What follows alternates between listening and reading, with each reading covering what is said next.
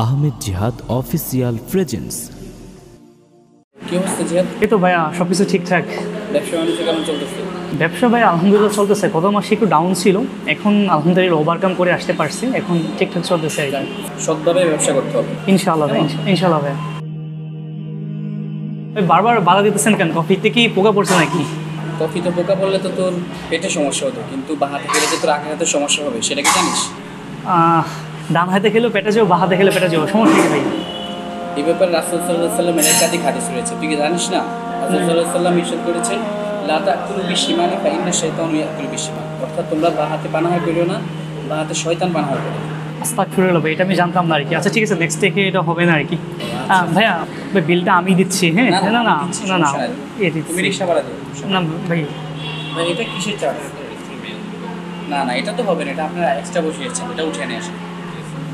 এই ভাই পেমেন্টটা রাখেন না আপনি যান। আমি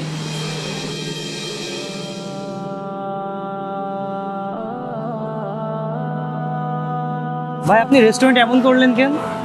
কেমন করলাম? আপনার কাছে টাকা না থাকলে বলতেন, আমি দিতাম। আপনি ওয়েটারের বিল দিলেন না, তারপর হচ্ছে বিল নিয়ে ঝামেলা করলেন। আরে বিষয়টা হচ্ছে রেস্টুরেন্টে ওরা এক্সট্রা চার্জ বসায়, তো দেখতে হয় মাঝে মাঝে যে এক্সট্রা কিছু বসিয়েছে কিনা। ওদেরকে আমরা এক্সট্রা কেন দিতে যাবো? ইট ওয়াজ ভেরি ইমপ্রেসিং ভাই।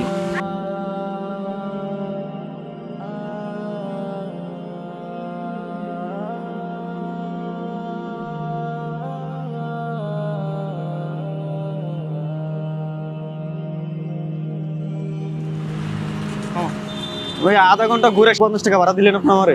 ভাড়া কত? ভাড়া তো 50 টাকা করি তুমি। না না ভাই, ভাড়া 50 টাকা না ভাই, আরো বেশি। ভাড়া 50 টাকা করে আমরা আসি যাই না। আরে না রে ভাই, আরো বেশি ভাড়া। আপনি লিগের ভাড়া জানেন না? আমি না আমি জানি না, আপনারা আরো বেশি দেন, আপনি 80 টাকা দিবেন। 50 টাকা করে ভাড়া, আমরা সবসময় আসা যাওয়া করি। আরে না আপনার টাকা আপনি দরকার হলে নিয়ে যান, আমার টাকা লাগবে না। কি হয়েছে যা ভাই? ভাড়া 50 টাকা করে, 50 টাকা নিতেছে না। তোর কাছে কি ভাড়া নাই? আছে তো। তাহলে এমন করতেছে কেন? বোকা ভাই, ধরেন ভাই ভাই আপনি রেস্টুরেন্টে বিল নিয়ে ঝামেলা করবেন, আর আপনি এখন রিক্সা ভাড়া বাড়িয়ে দিলেন বুঝলাম না তো। আপনি 50 টাকা করে 60 টাকা দিতে পারতেন, আপনি 100 টাকা দিয়ে দিলেন। সামনে আমরা পুষ্টি কথা বলি। এটা কি করলেন ভাই? আমি বুঝলাম না। পয়সা কথা বলি। আচ্ছা কি যেন বলবি বল।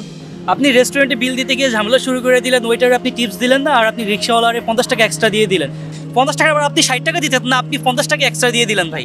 এই না তোর মানি ব্যাগ।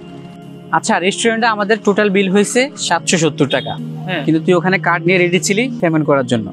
আর এই মামার সাথে 10 টাকা 20 টাকার জন্য ঝগড়া শুরু করে দিলি। এই মামার 10 টাকা 20 টাকা বাড়িয়ে দিলে তো সমস্যা কি? কেন ভাই বাড়িয়ে দিব কেন, এক্সট্রা দিব কেন আপনি বলেন তো? তাহলে ওখানে কেন এক্সট্রা দিবি? রেস্টুরেন্টে গেলে ওরা আমাদেরকে খাবার সার্ভ করে, এটার জন্য ওদের বেতন আছে। কিন্তু এই মামা রিক্সা ভাড়া আনে, আইনা সকাল থেকে সন্ধ্যা পর্যন্ত পেডেল মারে নিজের জন্য, নিজের পরিবারের জন্য। তাদেরকে তো কি বেতন দেয় না, উল্টা ওরা রিক্সা ভাড়া দিয়ে যা থাকে তা দিয়ে নিজে চলে, নিজের ফ্যামিলিকে চালায়। আমি এই মামাকে এক্সট্রা 50 টাকা দিতে রাজি আছি, কিন্তু ওখানে এক্সট্রা 5 টাকা দিতে রাজি নাই। আসলে ভাই আমি বুঝতে পারি না, রেস্টুরেন্টে কেউ তো সবাই হচ্ছে ওয়েটারে টিপস দেয়, এবং হচ্ছে এক্সট্রা চার্জ আসলে সেটা তো কেউ দেখে না, সেটা তো সবাই পেমেন্ট করে দেয়। এটা নিয়ে তো কেউ কথা বলে না, এটা লজ্জাজনক না ভাই? আসলে দোষ তোর না, দোষটা আমাদের সমাজের। আমাদের সমাজ ব্যবস্থা এমন হয়ে গেছে, আমরা ওভার স্মার্ট হতে গিয়ে নিজেও ঠকি, অন্যকেও ঠকাই। সমাজ কিংবা রাষ্ট্রের উন্নতির জন্য আমাদের দৃষ্টিভঙ্গি বদলাতে হবে। দৃষ্টিভঙ্গি বদলালেই সমাজ বদলে যাবে।